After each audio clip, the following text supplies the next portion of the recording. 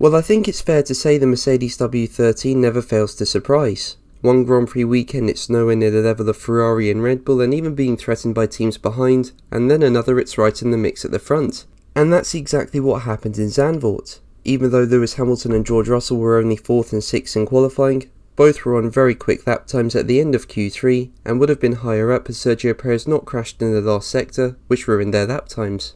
But why is Mercedes quicker in Zandvoort? And on top of that, what parts has the team identified on its rivals? Well, before we begin, if you enjoy the video, make sure to leave a like and also subscribe for more Formula 1 content, and you can follow me on Twitter at James_Formula1, and there'll be a link in the description.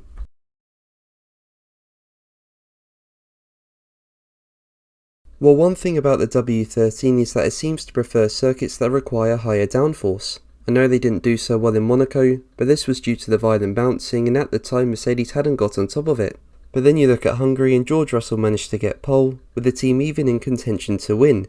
And in Zandvoort the car is looking a lot more competitive than what it did in Belgium, and even though the team were unlucky in qualifying, their race pace is very strong around the circuit and they could be a threat during the Grand Prix. So why was Mercedes around 1.8 seconds off the pace in Belgium, and then the following week in Zandvoort they're much more on the pace?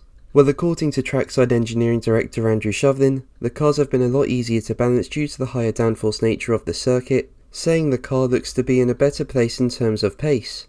And Hamilton added, "We've landed in a much sweeter spot with the car, just being a very different track. It's still a work in progress, we aren't that far behind, which is great to see, and the car doesn't feel too bad." Now remember, Mercedes haven't actually brought any upgrades to this track like they did in Belgium, so clearly it's just about finding the sweet spot, which is making it work for Mercedes in Zandvoort. So while I don't expect Mercedes to win the race, I do expect at least one of the cars to be on the podium, given their race pace is looking strong around the track and it being easier to overtake this year.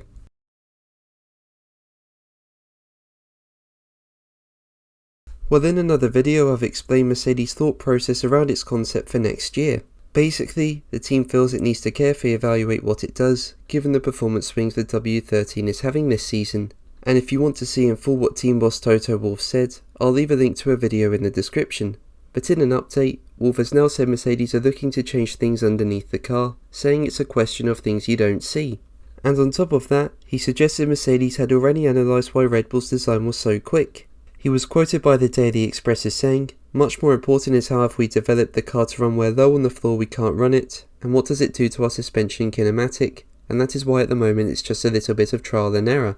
It's more changing things underneath the car, you can clearly see the Red Bulls run the car much higher, this is the right compromise they are getting."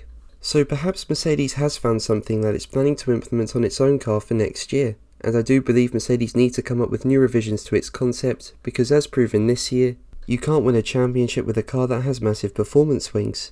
But the team do need to have a proper understanding before they make the move, because as proven this year, the data the team are getting on the simulator clearly doesn't correlate to real life. But what do you think? Let me know in the comments below.